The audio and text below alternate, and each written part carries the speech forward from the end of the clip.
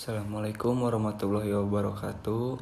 Perkenalkan, nama saya Yana Nur Imawan dari kelas 3N Manajemen SDM. Saya akan mempresentasikan human capital atau modal manusia. Arti dan pentingnya human capital. Istilah human capital pertama dikemukakan oleh seorang ekonom bernama Theodore Schoolhouse yang berpendapat bahwa peningkatan kesejahteraan pada perusahaan tidak tergantung pada tanah, peralatan, energi, sumber daya, atau melainkan pada kompetensi pengetahuan dari pegawainya. Kemudian ia mendeskripsikan posisi human capital sebagai kemampuan sumber daya manusia yang diperoleh melalui investasi pada sumber daya manusia, yang mendeskripsikan bahwa human capital terdiri dari 4 hal, yaitu kemampuan, perilaku, usaha, waktu, dan semuanya ini dimiliki dan dikendalikan sepenuhnya oleh pegawai.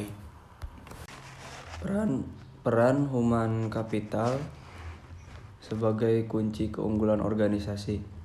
Kunci keunggulan organisasi terdiri dari 3 kelompok utama dari aset perusahaan, yaitu aset finansial. Aset finansial misalnya uang tunai dan surat berharga. Aset fisik terdiri atas peralatan, gedung, dan tanah. Aset tak berwujud yaitu modal organisasi, aliansi bisnis, pelanggan, merek, reputasi, modal intelektual. Hubungan kompetensi karyawan dengan human capital. Dalam meningkatkan kompetensi karyawan, tantangan utama yang harus diperhatikan yaitu kompetensi harus sesuai dengan strategi bisnis, dan kompetensi perlu diciptakan melalui lebih dari satu mekanisme. 5 cara untuk meningkatkan kompetensi karyawan, yaitu 5B. Yang pertama, mengganti SDM yang lama dengan yang baru dan memiliki kualitas yang lebih baik. Yang kedua, membangun. Investasi dilakukan terhadap SDM untuk meningkatkan kualitasnya menjadi lebih baik. Yang ketiga, meminjam. Penggunaan konsultan atau partner efektif memungkinkan berbagai pengetahuan dan desain kerja baru. Yang keempat, melambung. Perusahaan harus mengeluarkan karyawan yang bekerja di bawah standar. Dan yang terakhir, mengikat, yaitu mengikat karyawan jangan keluar, merupakan tindakan kritis pada semua tingkatan. Transformasi peran divisi SDM. Model konseptual yang dikemukakan oleh Ulrich menggambarkan bahwa transformasi divisi peran SDM yang didasarkan pada 2 dimensi utama, yaitu dimensi operasional dan dimensi strategi. Dari 2 dimensi ini muncul 4 peran SDM, yaitu strategi partner, administrative expert, employee champion, dan change agent. Strategi partner yaitu departemen SDM harus mampu menjadi partner bagi manajer lini dan manajer lainnya dalam mengeksekusi strategi dan membantu merealisasikan perencanaan. Administrasi expert membantu tercapainya efisien administratif dan memastikan bahwa kos dapat dikurangi dan kualitas tetap terjaga secara kontinu.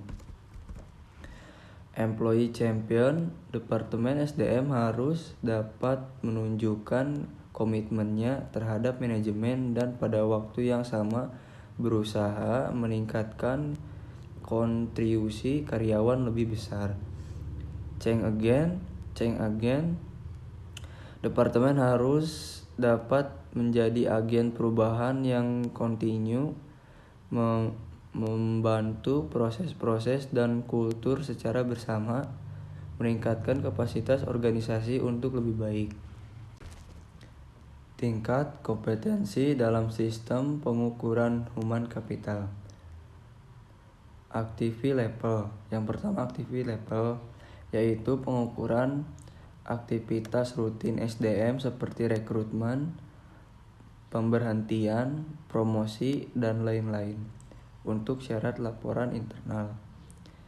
Fungsional level, yaitu kolaborasi dengan unit fungsional organisasi, misal divisi dalam mengukur aktivitas, mengumpulkan dan menerjemahkan data, dan mengambil tindakan koleksi. Yang terakhir, strategi level, yaitu tingkatan analisis tertinggi sehingga dapat memberikan gambaran perusahaan secara penuh, memberikan pemahaman hubungan antara SDM, strategi, dan kinerja. Dari ketiga tingkat kompetensi di atas, diketahui bagaimana melakukan pengukuran nilai human capital pada ketiga tingkatan tersebut. Dimulai dari tingkat korporat dalam unit bisnis fungsional, tingkat terendah yaitu aktivitas dari divisi SDM untuk mengintegrasikan sistem pengukuran tersebut menjadi sistem kohesif dalam suatu jalur yang terdiri dari 3 tingkat, dan pada masing-masing tingkat terdapat aktivitas yang dapat diukur beserta hasilnya.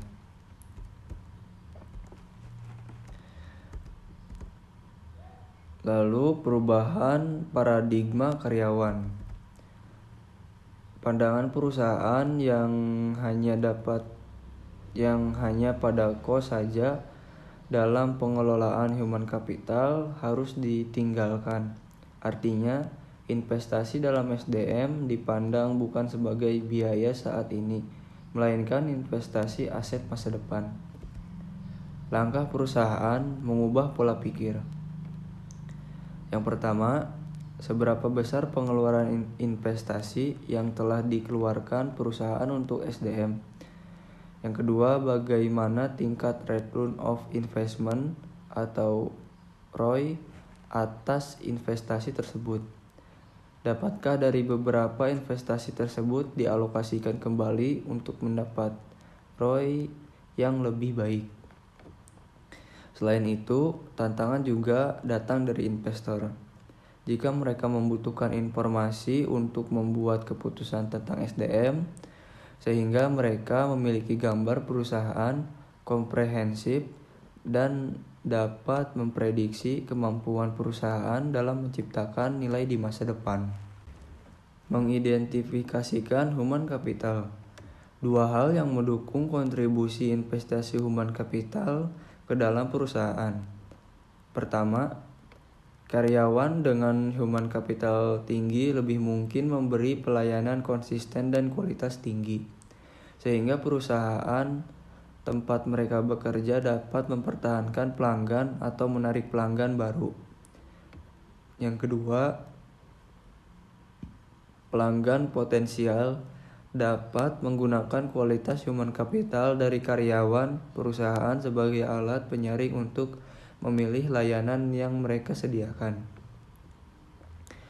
Untuk keberhasilan perusahaan, proses atau bisnis apapun tergantung pada 3 keterampilan, yaitu commodity skill.